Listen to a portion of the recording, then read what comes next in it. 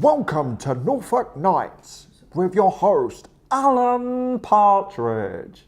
Oh, hello, Camp David. Oh, hello, Alan. Oh, you want some mints? Mints. That's amazing. I love Alan. I had some dreams and said some things to you.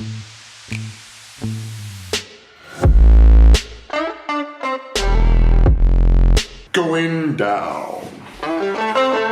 That's how you combat having a small tripod, tiny one.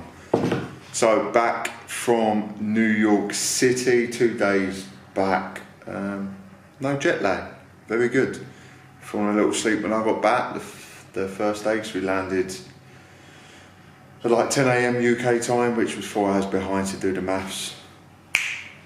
And yeah, just had a workout deload week this week, so just 2 sets. Finished off with some blood flow restriction, really enjoying that. The tightness, the pump, the swell, the vascularity is there still. Weight's up a little bit. It was 82.6 kg yesterday and it was 82.6 kg this morning. But we weighed in at 5:30, so hopefully my plan for this week is to drop back under 82 kg by the end of the week. Today, Stuart is coming, Coach Stuart. That's the vlog handshake. He's recording Unit 6, so you'll see a bit of that. I'm also going to be on the LT Big podcast. But until then, I'm going to increase my chair again and get back to work.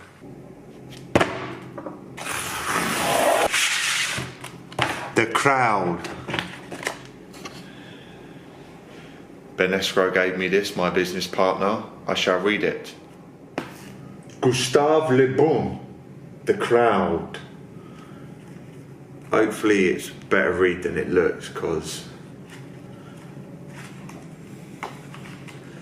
small print, don't really like small print. You think, it's only a short book, and then you realise it's got a type 8 font. Another book that I've been reading recently is Hacking Growth.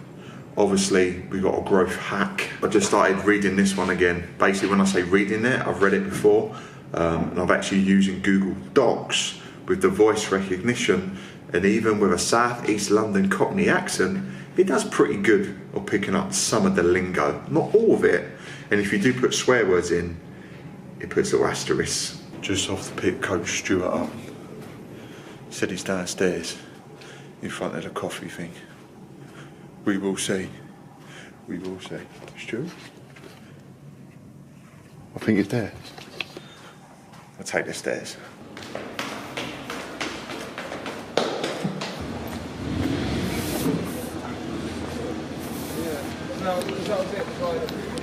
Don't know where he is. Where have I been? That's the vlog handshake. You well? I'm very well, mate. How are you?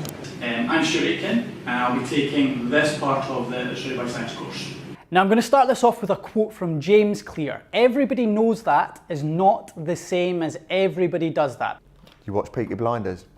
Fucking class. Back again, innit? Back on Len's birthday. What type of colour of green would you call that? Olive. I'm not going to fight anyone. I was more efficient and structured with my training and nutrition.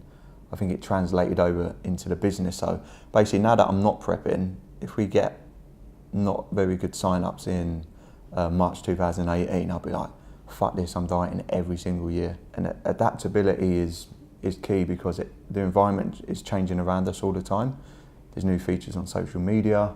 There might be something new that's coming out, and then it's knowing what is a trend and what is not a trend, and how you can actually ride the trends when they're there. Is it going to actually require me to trade my time for money? Like, do I have to be at a specific location at a specific time? And am I putting a number on my head, as in, I'm worth £40 an hour or £100 an hour? I get paid every day, every hour. I wake up and there's payment there. And when you create a business like that, you have to transition to that. So let's say there's a trainer listening, Luke, that is trading time for money. Mm-hmm. How would they go about maybe changing that? Maybe they should just trade time for money, because maybe they don't have it in them. Like, most people don't have it in them. And going back to me being able to adapt to it, I couldn't give two flying F's if I lost all my money tomorrow, because I know I can go back into the gym and I can trade my time for money if I wanted to. That's never going to happen. And because I have that confidence in my ability, and that's something that comes with age and something that comes with more decision, like making decisions, and the actions you take will, like, we can never predict an outcome, like, exactly.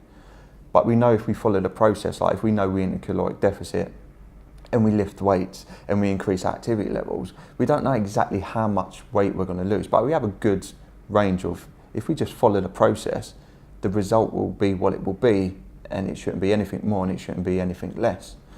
So in regards to, I don't want to be on this podcast now and go, you need to stop being a trainer, because you getting paid 40 grand a year from someone, because some of these trainers might be actually employed trainers. Yep. And some of you listening might be self-employed. And some of you listening now are going to be earning 60k plus. Some of you are probably going to be struggling to make 10k. Some of you will be part-time, some of you will be full-time. And for me to be on a podcast without having no context or even knowing how good you are as a trainer, as a business person, how you are as a person in regards to, if something bad happens, are you the type of person who thinks it's the end of the world? I've always said, when shit hits the fan, you want me in your corner.